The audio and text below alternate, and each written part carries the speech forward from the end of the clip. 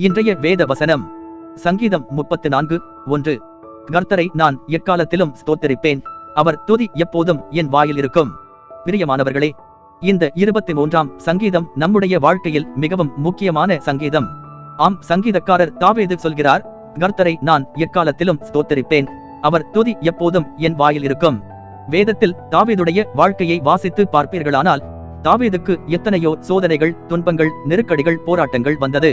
ஆனாலும் அதில் ஒன்றிலும் தாவீது கர்த்தரை துதிப்பதை நிறுத்திவிடவில்லை, கர்த்தரை மகிமைப்படுத்துவதை நிறுத்திவிடவில்லை, கர்த்தரை போற்றுவதை நிறுத்திவிடவில்லை, கர்த்தரை பின்பற்றுவதை நிறுத்திவிடவில்லை.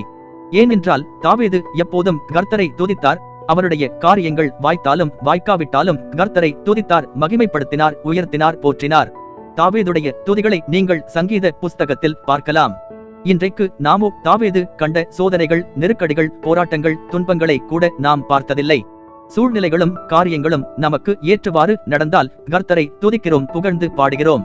அதுவே நாம் எதிர்பார்த்த காரியங்கள் நடக்காமல் போனாலோ, சூழ்நிலைகள் அமர்ந்தாலோ கர்த்தரை துதிப்பதை நிறுத்திவிடுகிறோம், அசட்டை பண்ணுகிறோம். எனக்கன்பானவர்களே, உங்கள் வாழ்க்கையில் என்ன நடந்தாலும், எது நடக்காவிட்டாலும், தோல்வியோ வெற்றியோ, நெருக்கடியோ, கஷ்டமோ, போராட்டமோ, சோதனையோ, துன்பமோ, எந்த ஒரு சூழ்நிலையானாலும் கர்த்தரை எப்போதும் துதித்துக் கொண்டிருங்கள். எரிகோ பட்டணத்தை சுற்றி 7 நாள் இடைவிடாமல் துதித்ததினால் பட்டினம் இடிந்து விழுந்தது. அதுபோல நீங்கள் எப்போதும் கர்த்தரை துதித்துக் கொண்டிருப்பீர்களானால் உங்கள் காரியங்கள், சூழ்நிலைகள் எல்லாம் மாறிப்போகும். கர்த்தர் உங்களை ஆசீர்வதிப்பாராக.